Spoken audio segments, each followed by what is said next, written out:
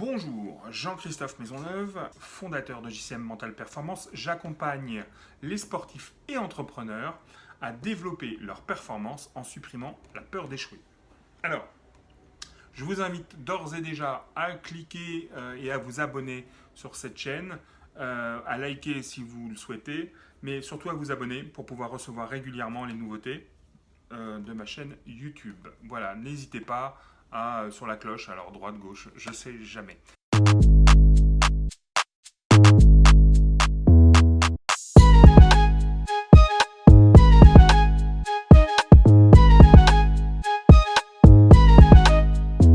Alors, bonjour, je voulais évoquer avec vous aujourd'hui la notion d'effort.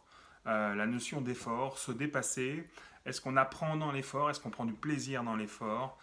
Voilà, toutes ces questions qui concernent l'effort. En fait, j'avais un coaching hier avec quelqu'un qui me partageait une course qu'il avait faite et qui s'était rendu compte qu'il s'était fixé un objectif qui lui avait permis de se dépasser, d'aller chercher, de faire l'effort pour aller jusqu'à cet objectif. Et c'était un objectif qui était ambitieux parce que ça faisait longtemps qu'il ne l'avait pas fait, qu'il n'avait pas réalisé. Il avait arrêté la course depuis un bout de temps. Et il s'est dit, je vais me challenger et je vais essayer d'aller chercher cette performance-là. C'était une côte, plusieurs côtes, voilà. Et sur une certaine distance. Et en fait, il a réussi. Et une fois qu'il est arrivé en haut, au bout de cet effort, il m'a dit, franchement, ça valait le coup. Alors, qu'est-ce qui valait le coup? Qu'est-ce que c'est que cette notion d'effort qui fait qu'on est satisfait après ou qu'on ne l'est pas, qui fait qu'on a souffert ou qu'on a pris plaisir? Voilà, toutes ces petites questions sont importantes sur cette notion d'effort. On parle du goût de l'effort à nos enfants, on parle du goût de l'effort à des salariés, à des sportifs qui s'entraînent. Et qu'est-ce qu'il y a derrière ce goût de l'effort? Le goût. Qui parle du goût dit une sensation déjà. On parle du VACOG, hein, la vue, l'audition, le kinesthésique, le gustatif, l'olfactif. Donc goût de l'effort, ça fait partie des sensations. Donc il faut sentir les sensations de l'effort. Alors l'effort, si on regarde, on parle souvent de se dépasser, on parle aussi sortir de sa zone de confort. Pourquoi sortir de sa zone de confort est un effort? Parce que tout simplement, on a, je ne sais pas si vous connaissez un peu ces schémas, la zone de confort. Ensuite, quand on sort de cette zone de confort, on est dans une zone de peur. Parce que d'incertitude. On est sorti de la zone, donc on est un petit peu dans l'incertitude. Et une fois qu'on a dépassé ça, on va être dans une zone d'apprentissage, où on va apprendre les choses, où les choses qui n'étaient pas acquises, qui nous faisaient peur parce qu'on ne les connaissait pas, parce qu'on ne les maîtrisait pas, finalement, on apprend à les maîtriser et on est en zone d'apprentissage. Et évidemment, derrière la zone d'apprentissage, on est sur la zone de bonheur parce qu'on maîtrise les choses, parce qu'on a appris, parce qu'on a rajouté quelque chose comme compétence à son palmarès, à son potentiel. Donc voilà, donc c'est sortir de sa zone de confort égale un effort, égale se dépasser pour sortir. Donc ça veut dire être confronté à des peurs, être confronté à une situation d'incertitude, être confronté à une prise de risque. Et donc tout ça est lié à un objectif derrière qui est d'aller chercher un nouvel apprentissage, qui est d'aller chercher une progression et qui est d'aller chercher aussi derrière une zone de bonheur. Je vous donne un exemple. Camille Muffat. Est-ce que vous vous souvenez de Camille Muffat, qui est décédée maintenant dans un accident d'hélicoptère, qui était championne olympique, si je ne me trompe pas, de natation, une nana extraordinaire, et qui expliquait qu'elle ne considérait pas un entraînement réussi si elle ne sortait pas du bassin en ayant des crampes et mal partout. En gros, elle doit terminer son entraînement et elle doit avoir du mal à marcher quand elle sort de l'eau. Qu'est-ce que ça veut dire? Ça veut dire qu'elle souffre.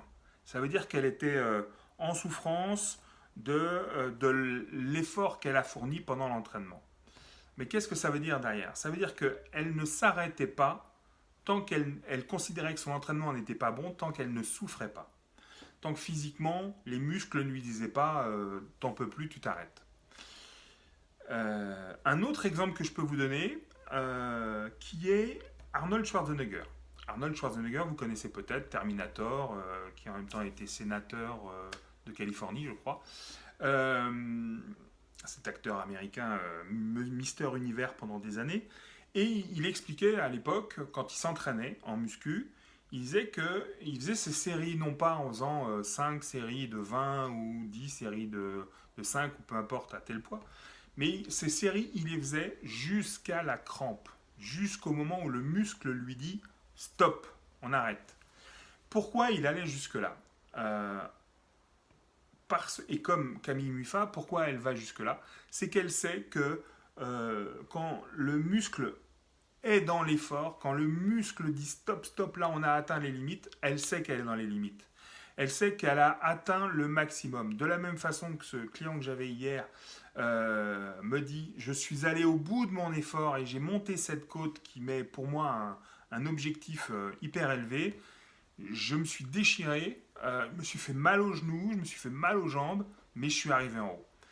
Et en fait, le fait d'avoir eu mal, le fait d'avoir concrétisé une réussite d'objectif par une douleur, par un effort, par un dépassement de soi, parce que faire souffrir son corps, c'est dépasser ses limites, c'est ses premières limites que sont la souffrance, et donc c'est atteindre un objectif, et c'est permettre, une fois que vous en êtes là, une fois que vous avez atteint cet objectif, une fois que vous avez eu mal, une fois que vous avez eu les crampes, que vous ne pouvez plus marcher après l'entraînement, vous êtes satisfait. Et là, vous êtes dans la zone de bonheur après l'apprentissage.